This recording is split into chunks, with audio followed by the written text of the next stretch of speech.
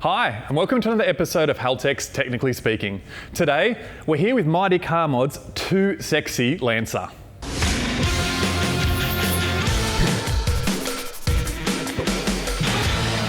Now, as you can see already, this is not the kind of car that we normally do a feature or a tech story on. But there's a bit of a story behind this car. So the guys from Marty Car Mods bought this car really cheap as an ex-project car. Or I shouldn't even say project, it was actually a finished car done around the year 2000 when the Sydney car scene was really cranking. Everyone had chrome wheels, leather interiors, all the crazy stuff that now is not as desirable. So when the guys first picked this car up, it had huge chrome wheels. It was slammed on the ground so you could barely drive it.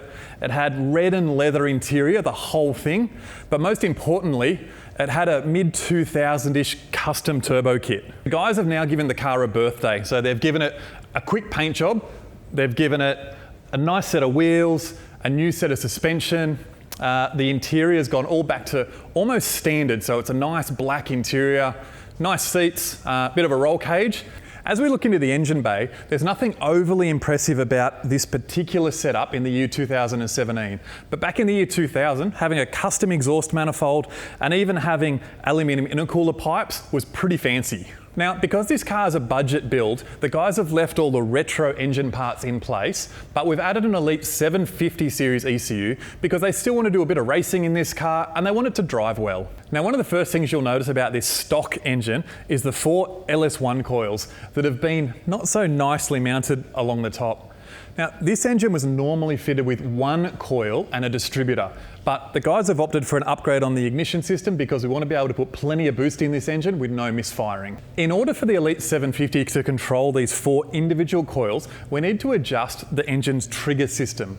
So the trigger system on the engine we normally refer to as a crank sensor and a cam sensor. Now, these sensors tell the computer how fast the engine is turning, so engine RPM, as well as the engine position, so at which position in the cycle that cylinder is. This engine originally was only equipped with a trigger signal, so the ECU only knew how fast the engine was spinning, but it didn't know which cylinder was coming up to top dead center compression, which one is top dead center exhaust, or where the other 2 cylinders were. So we've added a cam sensor up the top here, so now the engine management system knows which cylinder is coming up to top dead center compression and which one is at top dead center exhaust in our 4-stroke cycles. This means we can do direct fire ignition and sequential injection, so we're going to get the best drivability and we're going to get the most ignition power. So now might be a good time to quickly go back over the basics of the 4-stroke engine.